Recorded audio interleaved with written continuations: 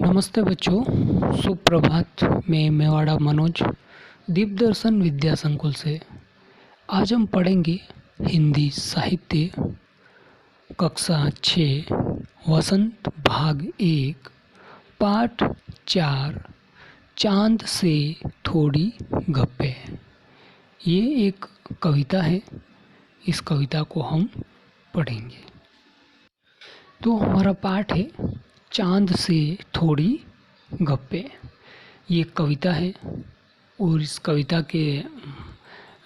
कविता में हमारे कवि ने एक छोटी सी बच्ची है जो 10-11 साल की है। वो अपने छत पर बैठी बैठी चंद्रमा से कुछ बातें कर रही हैं। तो इससे संबंधित ये कविता है। जो हम कविता पढ़ेंगे तब समझ में आएगा।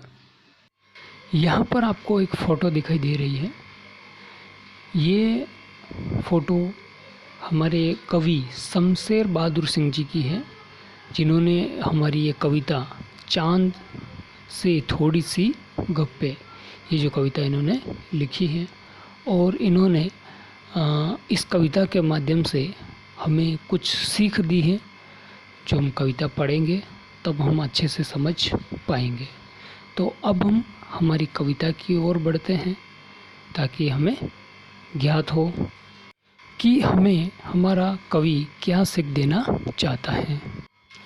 हम हमारी कविता की ओर बढ़ने से पहले हमारी कविता के कुछ नए शब्द हैं जो हम देख लेते हैं। तो पहला शब्द है इसमें जरा, दूसरा है कुल, तीसरा है जड़ा और चौथा है गोरा चिट्ठा और पांचवा है गोल मटोल और छठा है पोशाक। पोशाक का मतलब अपने कपड़े, अपनी ड्रेस। तो ये हमारे 6 नए शब्द हैं और इसके आगे भी हम देखेंगे। तो हम नए शब्द देख रहे थे। अब 7वां नया शब्द है सिमत। अगला है 8वां गोकी, 9वां है बुद्धू और 10वां है यानी अर्थात मतलब या अर्थात।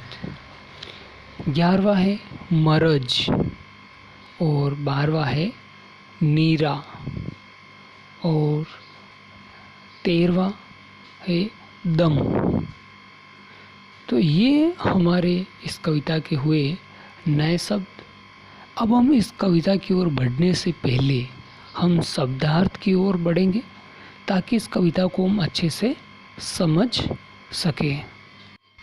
हम हमारे पाठ के नए शब्द और शब्दार्थ जो है वो इसलिए देखते हैं ताकि हम उच्चारण करने में कोई दिक्कत ना आए और दूसरी उसका अर्थ हमें पता है तो हम उस कविता में क्या कहना चाहता है हमारा कवि, वो भी हमें समझ में आ जाए। इसलिए हम इसके नए शब्द और शब्दार्थ देखते हैं।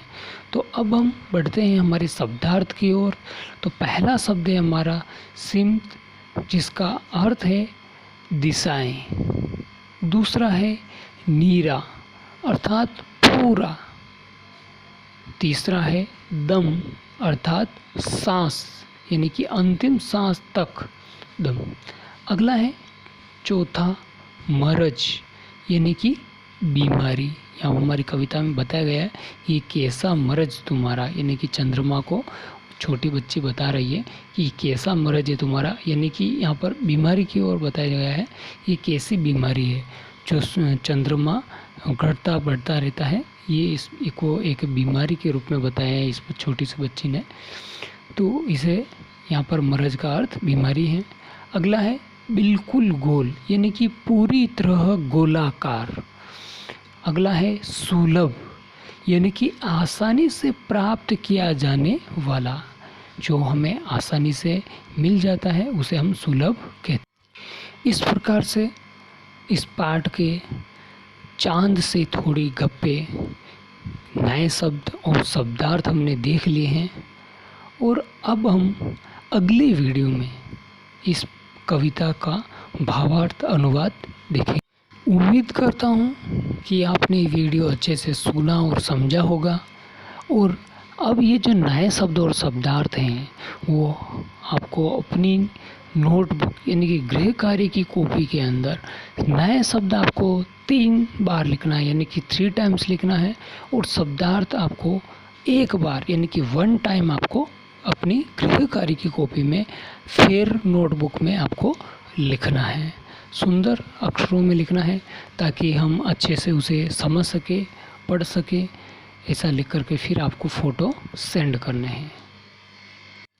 अब मैं आशा करता हूँ कि आपने वीडियो अच्छे से सुना और समझा है, और गृह कार्य आप समय पर करके हमें फ़ोटो सेंड करेंगे। आपने ये वीडियो शांतिपूर्वक सुना, उसके लिए धन्यवाद।